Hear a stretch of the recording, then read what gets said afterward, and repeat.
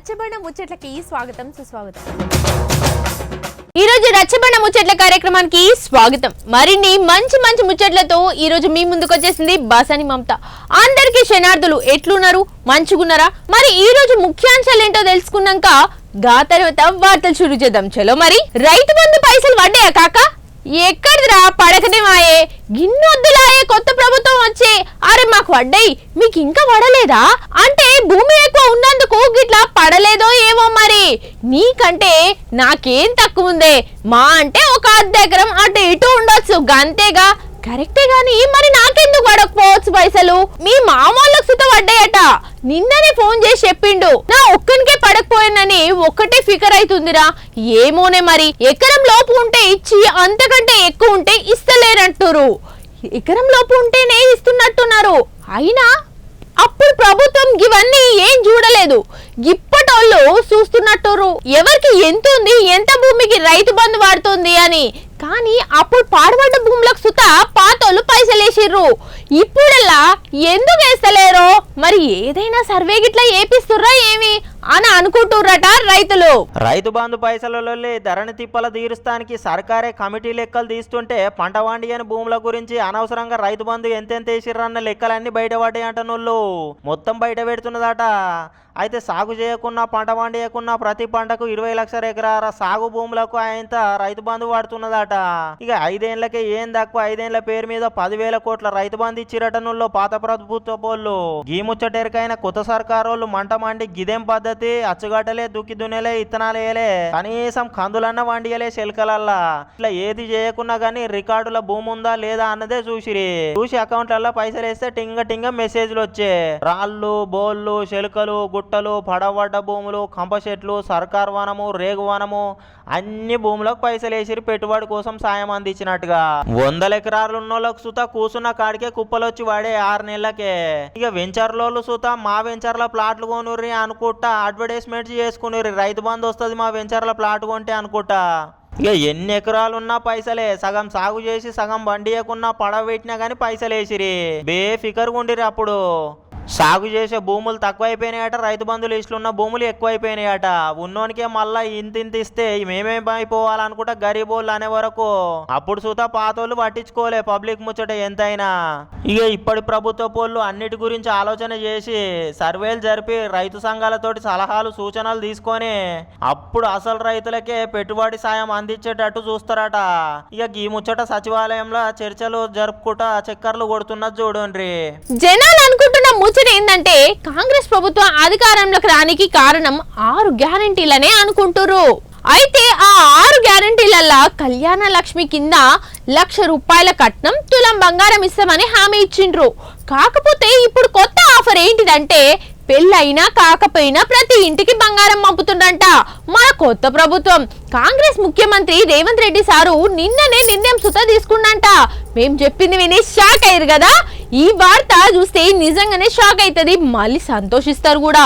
అబద్ధం చెప్పానని కోపం వచ్చినా గానీ నిజం తెలిసినాక ఇంకా నిమ్మల పడతారు. అసలుకి బంగారం అందరికి ఇచ్చడైంది మమతా అంటారులే. అయితే అసలు ముచ్చట ఇనుర్రి.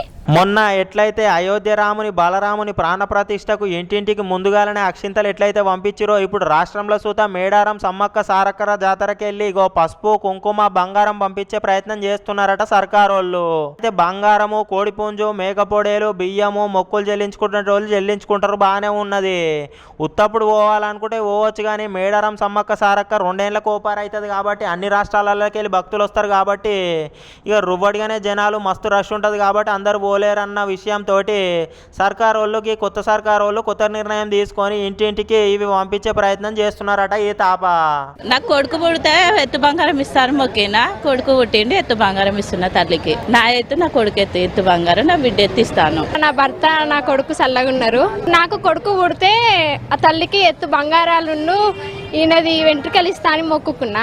ఇక అమ్మవార్ల దగ్గర పసుపు కుంకుమ బంగారం తోటి పూజలు జరిగినాక ఇంటింటికి పంపిస్తే అందరి ఇళ్ళల్లో ఉంటే మంచి జరుగుతుందన్న నమ్మకతోటి ఈ నిర్ణయం తీసుకున్నారట. మనవరాలు ఎత్తు బిడ్డలు ఎత్తు ఎప్పటికీ నా ఎత్తు ఎప్పటికి ఇస్తా అంట. 3 క్వింటాలు దూగింది మొత్తం. ఇక చాలా మంది గదే ఆలోచన చేసి జాతర అప్పుడు పోతే మస్తు రష్ ఉంటుంది అని చెప్పి ముందుగానే పోయి మొక్కులు చెల్లించుకొని వస్తున్నారట నుల్లో. ఇక అమ్మవార్లు గద్దెల మీదకి వచ్చినప్పుడు పోతేనే మంచిగా ఉంటుంది అనుకునేటోళ్ళు అప్పుడే పోతుండొచ్చు. సాఫ్ట్వేర్ కొలువు చేసేటోళ్లకు 31 నాడే జీతాలు పడతాయి. ఏదైనా ప్రైవేట్ ఉద్యోగులు లేదా కూలి పనులు చేసేటోళ్లకు జీతం పైసలు వెనక ముందు అవుతుంటాయి. వెనక ముందంటే మామూలు వెనక ముందు కాదు.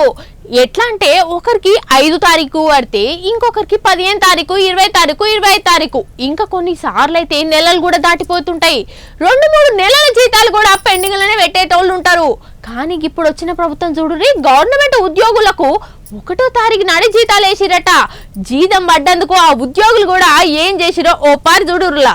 అరే కాక ఏం ఖుషీలు ఉన్నాడు, పుట్టినరోజు ఉన్నట్టుంది, హ్యాపీ బర్త్డే కాక అని చెప్దాం అనుకుంటున్నారులే. కాదు ఇగో కేక్ కట్ చేసి ఆయనతో పక్కపొంట అన్నకు తినిపిస్తున్నంటే పుట్టినరోజే అనుకుంటారు ఖచ్చితంగా చాలా మంది. కాకపోతే ఏందంటే ఇగో కొత్త ప్రభుత్వ వాళ్ళు 1వ తారీఖు నాడే అందరికి జీతాలు వేసే వరకు 2,50,000 మంది ఉద్యోగులకి 1,00,000 మంది పెన్షన్లకి 1వ తారీఖునే జీతాలు వేసి టింగున మోగినటువంటి పరిస్థితి. ఇగో సంతోషాన్ని అరే ఏముంది పోన్ రిగ్గిల ముచ్చట గీదా అని చూస్తున్నారులే.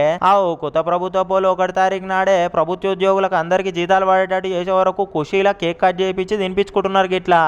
కొత్త సూర్యోదయం లాగా మొదటి రోజు నాడే రాష్ట్ర ప్రభుత్వ ఉద్యోగులందరికీ ఈరోజు జీతాలు వచ్చినాయని చెప్పడానికి మేము చాలా ఆనందపడుతున్నాము. ఇక ఉత్త సచివాలయంలో ఉన్న లేక వాళ్ళేదో అందరికీ 33 జిల్లాలలో ఉన్న తెలంగాణ రాష్ట్రంలో ఉద్యోగులు అందరికి పడ్డాయట.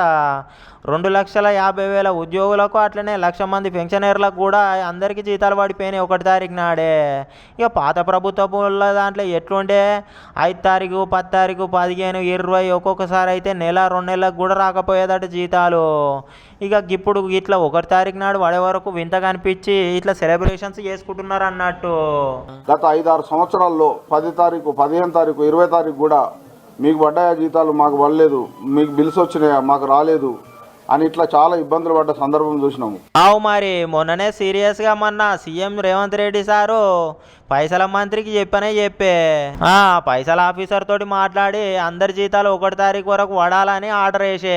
ఇక అట్లా చెప్పే వరకు కరెక్ట్ డ్యూటీలు చేసి 1వ తారీఖు వరకు జీతాలు పడేటట్టు చేసిరు. కానీ మీరు సుతా 1వ తారీఖు పడ్డదన్న ఖుషీల కంటే జర పబ్లిక్ తిప్పల కాకుండా దబదబ పనులన్నీ చేసుకరారి అనుకొస్తున్నారు పబ్లిక్. ఇక ఇంకో పక్క 6 గ్యారంటీల అప్లికేషన్ల మీద మీటింగ్ సుతా నడిచిందంట నూళ్ళు. మొత్తం దరఖాస్తులు ఎన్ని వచ్చినాయంటే 1,09,00,000 దరఖాస్తులు వస్తే అందులో 2,82,000 దరఖాస్తులే కరెక్ట్ ఉన్నాయట. మిగిలినాయి అన్ని గాకత గట్లుంటే 6 గ్యారంటీల అప్లికేషన్ల మీద సుతం మీటింగ్ నడిపించిరట నూళ్ళు. ఏం తక్కువ దరఖాస్తులు ఎన్ని వచ్చినాయంటే 1,09,00,000 దరఖాస్తులు వస్తే అందులో 2,82,000 దరఖాస్తులు డూప్లికేట్ అనట. ఇక ఇంకా కొన్ని దరఖాస్తులు ఏమో రేషన్ కార్డు, ఆధార్ కార్డు నంబర్లు తప్పు రాసిరు అన్నట్టు. వాళ్ళ కోసం మళ్ళా కూడా సుతా ఛాన్స్ ఉన్నది, రాసి దరఖాస్తులు పెట్టుకోవచ్చు. చూసిరు కదా ఇయాల్టి రచ్చబండ ముచ్చట్లు. మరి రేపొచ్చే రచ్చబండ ముచ్చట్లు మళ్ళీ కలుసుకుందాం. అంతవరకు సెలవు మరి.